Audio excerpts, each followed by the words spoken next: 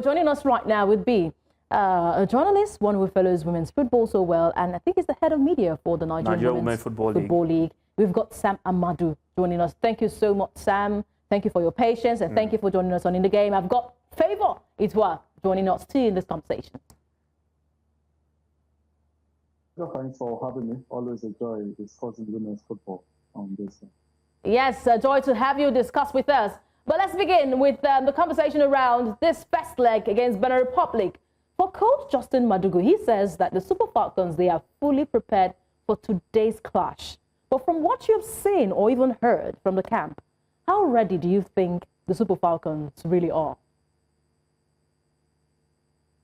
Yeah, personally, I think it's no surprise we've seen this quality of preparations that we've had. This is the first camp since the team won the WAFCON. Definitely, the expectations are high.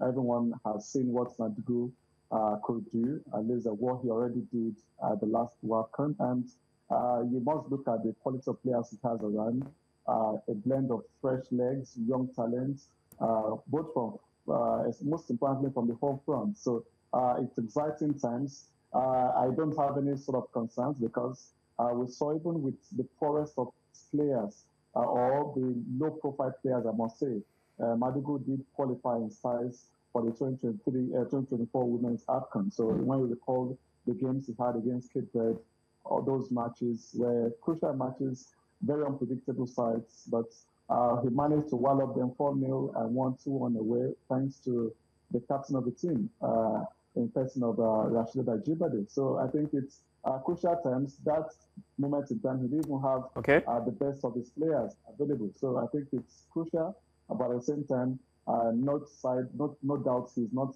underrating or underestimating the Benin Republic team.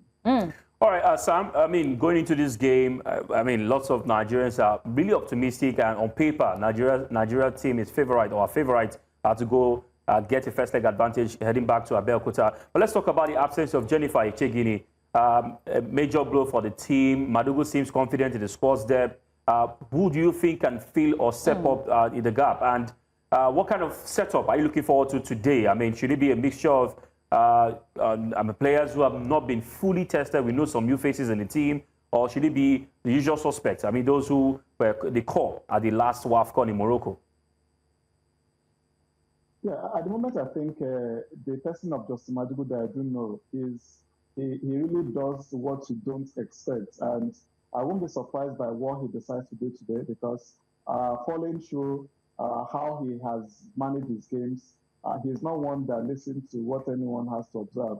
He sees to the players, he tries to infuse confidence in them, and when you have that belief in every player you have, it's easier for them to go into the pitch and even sweat blood and come out in the best of form. I think no surprise I would be seeing some of the home-based players that were added, you know, the Mafusheres, the Tawa Folabi.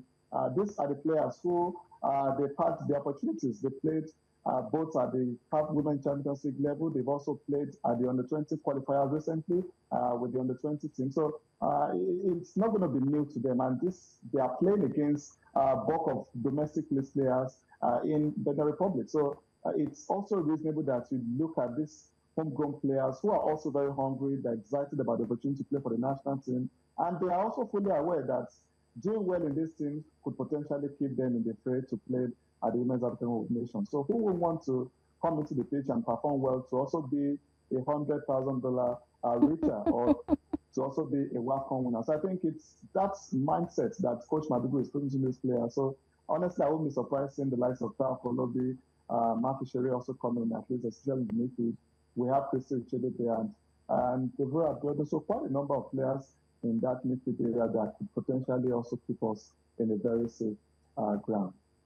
All right, Sam Amadu, I mean, thank you very much. We're looking forward to an interesting game today and hoping that we get a convincing win and come back to wrap things up in Abeokuta. Thank you very much for joining. Looking forward to having you again.